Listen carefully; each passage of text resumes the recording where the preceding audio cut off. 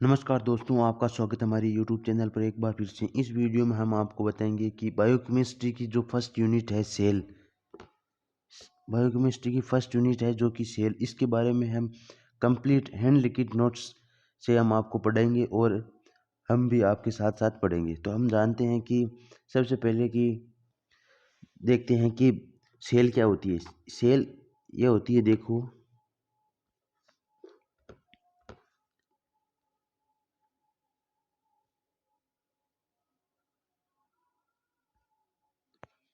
The the cell is the structure and smallest functional biological unit of human body. यानी एक cell वो होती है जो एक structural and smallest and functional of biological unit होती है जो ह्यूमन बॉडी की, उसे इन सेल बोलती है। इसके बाद लिखा है कि the cell is the basic and smallest unit of this living organism. Cell होती है जो बेसिक एंड स्मॉलेस्ट यूनिट होती है वो सेल ऑर्गेनिज्म की। The name was cell is given by the Robert Hooke. यानी ये सेल नाम किसने दिया था? ये नाम रॉबर्ट हुक ने दिया था, वो दिया था 1665 में। इसके बाद है कि the name of cell was taken by Latin word cello. This means small room. यानी जो सेल है वो लैटिन वर्ड से आया हुआ एक शब्द है, इस जिसे हम सेलो के नाम से जानते हैं, जिसका मीन्स होता है कि स्मॉल रोम। इसके बाद आता है many cell combined by the make tissue, many different tissue group make organ such as heart, lungs and brain। यानी सेल और सेल आपस में मिलकर टिश्यू का निर्माण करती है और टिश्यू से हमारे हार्ट, लंग्स और ब्रेन का टिश्यू और आदि प्रकार के ऑर्गन का निर्माण होता है। इसके बाद आते हैं many different organ are grouped, यानी टुगेदर द फ्रॉम सिस्टम। यानी जो ग्रुप है वो आपस में मिलकर एक सिस्टम का निर्माण करती है, जैसे कि कार्डियोवास्कुलर सिस्टम हो गया और रेस्पिरेटरी सिस्टम हो गया और रीनल सिस्टम हो गया। इस प्रकार के सिस्टम का निर्माण करती है। इसके बाद आता है each system are combined together form the body. ये सभी टुगेदर बॉडी के होते हैं। Depend upon the presence and absence. यानी सेल को दो भागों में बांटा गया है, जो कि प्रेजेंट की उपस्थिति और एब्सेंट की उपस्थिति में सेल को दो भागों में बांटा गया। एक है प्रोकैरियोटिक सेल, एक यूकैरियोटिक सेल। इसके बारे में हम डिटेल से आगे इनको डिफाइन करेंगे दोनों को, तो आपको आराम से बताएंगे। इसके बाद आता है the cell is studies in under 3 heading. यानी सेल को 3 भागों में बांटा गया है। जिसे सबसे पहला है सेल मेम्ब्रेन, साइटोप्लाज्म, न्यूक्लियस। अब हम सबसे पहले देखते हैं कि सेल मेम्ब्रेन क्या होती है। सेल मेम्ब्रेन वो होती है जो outer part of cell membrane उसे बोलते हैं जो सेल का आउटर पार्ट होता है। अब हम सेल मेम्ब्रेन वो होती है जो सेल के आउटर पार्ट होता है। इसके बाद देता है cell membrane is compose by the protein, lipid and carbohydrate. यानी सेल मेम्ब्रेन किस किस से बना होता है? इसका प्रोटीन, लिपिड्स एंड कार्बोहाइड्रेट से बना होता है। इसके बाद देते हैं नेचर ऑफ सेल मेम्ब्रेन। यानी सेल मेम्ब्रेन का नेचर कैसा होता है? ये selective permeable and semi permeable in nature की होती है।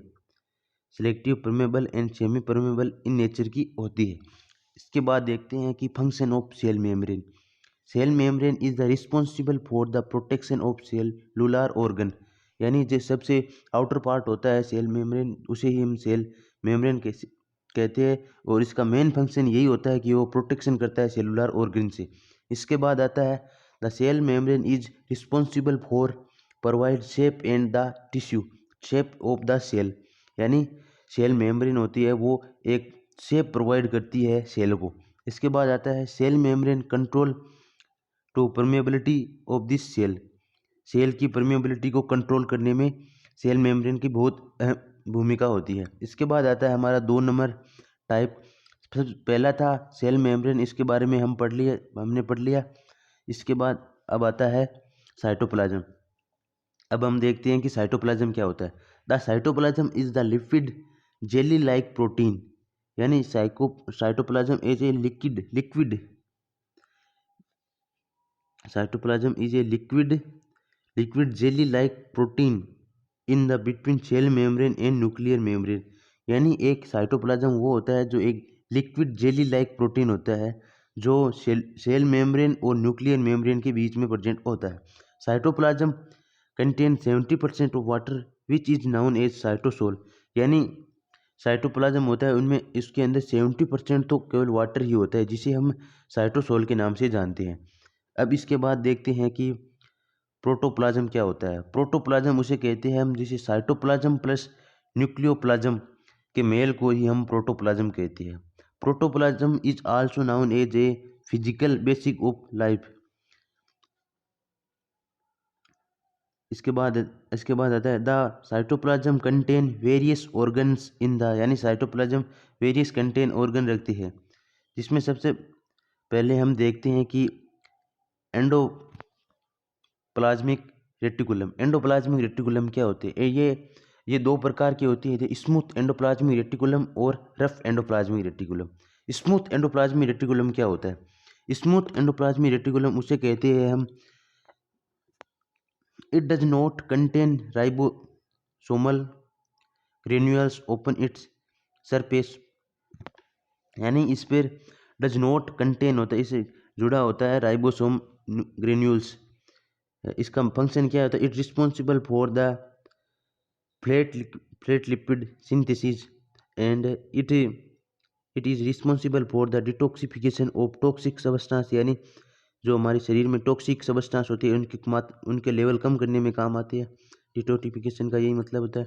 इसके बाद आता है it is also responsible for the calcium storage in the skeletal muscles where in the known as sarcoplasmic reticulum. तो हमें इसे ये रिस्पॉन्सिबल होता है कैल्शियम को हमारी बोन और मसल्स में स्टोर करने के लिए, और इसे ही हम सार्कोप्लाज्मिक रेटिकुलम नाम के जाते हैं। अब दूसरा है rough endoplasmic reticulum. It is contain ribosomal granules open in the surface. यानी इसकी सरफेस पर राइबोसोमल ग्रेन्यूल्स वो प्रेजेंट होती है। इसका मेन फंक्शन क्या होता है? इसका मेन फंक्शन यही होता है, ये प्रोटीन को सिंथेसाइज करने का काम करती है। अब इसके बाद आता है हमारा 2 नंबर ऑर्गेनेल्स जिसे हम गोल्जी अपार्टस के नाम से जानते हैं।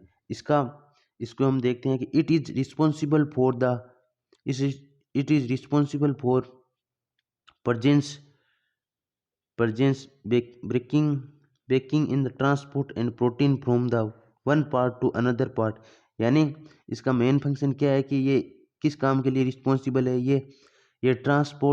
ये प्रोटीन को ट्रांसपोर्ट करने का मेन फंक्शन यही है कि ये प्रोटीन को एक स्थान से दूसरे स्थान तक या एक सेल से दूसरी सेल में प्रोटीन का ट्रांसपोर्ट करने में गोल्जी अपार्टस का काम आता है।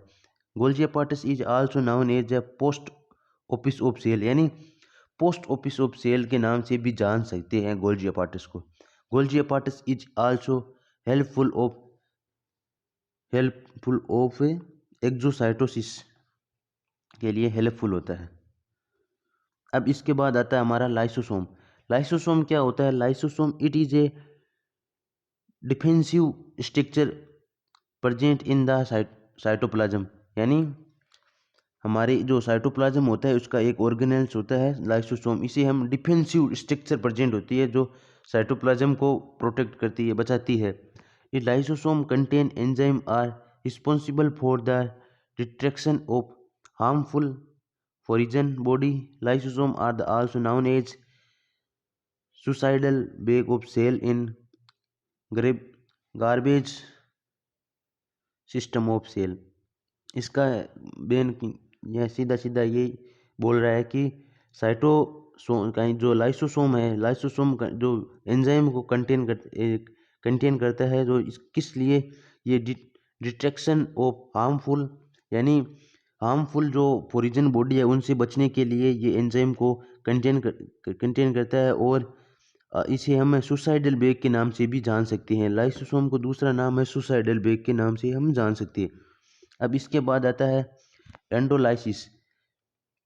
ये लाइसोसोम में ही है। Endoglobin is a substance for this outside of this cell. ये सेल के आउटसाइड होती है। ये 2 प्रकार की होती है, फेगोसाइटोसिस एंड फिनोसाइटोसिस। फेगोसाइटोसिस क्या होती है? जो इसे हम it is eating of solid substance, यानी जो सेल ईटिंग करती है सॉलिड सब्सटेंस को, इसे हम फेगोसाइटिस कहते हैं। और फिनोसाइटोसिस क्या होती है, जो cell drink in this liquid substance, जो सेल होता है जो लिक्विड सब्सटेंस को ड्रिंक करती है, इसे हम फिनोसाइटोसिस कहते हैं। इसके बाद आता है माइटोकॉन्ड्रिया। माइटोकॉन्ड्रिया क्या होती है, mitochondria double layer of membrane organs होती है। ये डबल लेयर होती है माइटोकॉन्ड्रिया, ये डबल लेयर मेम्ब्रेन होती है। ये mitochondria produce by the maximum ATP, so that is also now power house of cell. इसे माइटोकॉन्ड्रिया का दूसरा नाम जैसे हम पावर हाउस ऑफ सेल के नाम से भी जानते हैं, और ये एटीपी प्रोड्यूस करती है। इसके बाद आता है हमारा राइबोसोम। राइबोसोम मेम्ब्रेन लेस, इसमें मेम्ब्रेन नहीं प्रेजेंट होती है, मेम्ब्रेन लेस होता है। राइबोसोम आर स्मॉलेस्ट ऑर्गनलेस होता है राइबोसोम। इसका इसका मेन फंक्शन, जो हमारा फंक्शन ऑफ सेल मेम्ब्रेन रहते हैं, इसका हमारा क्या मेन फंक्शन है देखते हैं। इसे हम provision of shape and size of cell, ये हमें बता दिया था पहले ही। इसके बाद आता है मेंटेनेंस इंटीग्रेटिंग ऑफ सेल। इसके बाद आता है प्रोटेक्शन फंक्शन, जो ऑर्गनलेस को प्रोटेक्ट करता है। इसके बाद आता है अब्जॉर्प्शन, ये अब्जॉर्प्शन करता है सेल में। इसके बाद आता है एक्सचेंज ऑफ गैसेज, यानी गैसेज का एक्सचेंज करने में हेल्प करता है। इसके बाद आता है एक्सक्रीटरी फंक्शन, जो बची जो वेस्ट ब्लड होता है, चाहे वेस्ट गैसेज होती है, जैसे CO2 को एक्सक्रीट करने में काम आता है।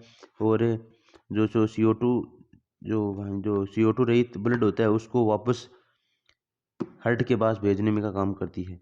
इसके बाद आता है हमारा लास्ट सेल कंपोनेंट, साइटोप्लाज्म का part, nucleus. It is the largest organelles of the cell, ये सबसे लार्जेस्ट ऑर्गेनेल्स होता है उस सेल का। It is also known as a principal and centrorius of the cell, इसे हम प्रिंसिपल और सेंट्रोरियस ऑफ सेल भी कह सकते हैं। Nucleus and cytoplasmic reticulum of the cell in, इसका क्या रेशियो होता है देखते हैं हम। इसका रेशियो होता है 1:4 से लेकर 1:6 होता है रेशियो इसका।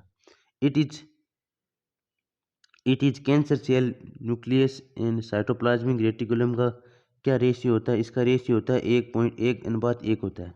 इसका न्यूक्लियस का क्या फंक्शन होता है, nucleus is the responsible for the cell division, यानी सेल डिवीजन, सेल के विभाजन में न्यूक्लियस का अहम भूमिका होती है। इसके बाद आता है the nucleus control overall activity inside of cell, जो सेल के अंदर एक्टिविटी होती है उनको कंट्रोल करने में काम आता है nucleus. So it also known as a principal and controls and of the, इसी कारण इसे हम principal and controls of cell के नाम से जानते हैं, जो हमने पहले यहाँ पर बताया था आपको। इसके बाद आता है कि टाइप ऑफ सेल, जिसको हम अपनी अगली क्लास में डिस्कस करेंगे। तो हमारी अगली वीडियो को ज़रूर देखना, पार्ट फर्स्ट आया है, इसके एक पार्ट और आएगा। जय हिंद दोस्तों।